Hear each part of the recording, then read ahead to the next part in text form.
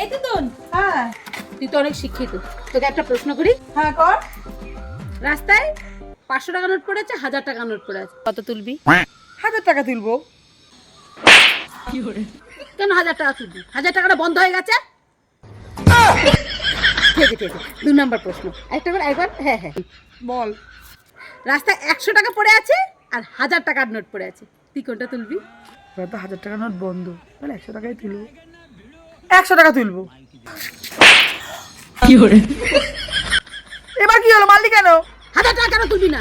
এটা তো নোট বন্ধ হওয়ার আগে করতে। লাস্ট আর 3 নম্বর, লাস্ট। হ্যাঁ, রাস্তাতে 100 টাকার নোট পড়ে আছে আর 500 টাকার নোট পড়ে আছে, তুই কোনটা তুলবি?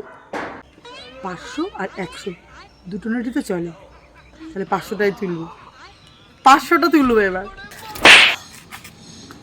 আবার কি হলো? কেন 500 টাকা? দুটো নোটই তো চলছে, তুই দুটো নিবি না? তোর প্রশ্ন ভুল হচ্ছে। আমাকে মারার জন্য এসেছিস, আগে বলতে পারছি।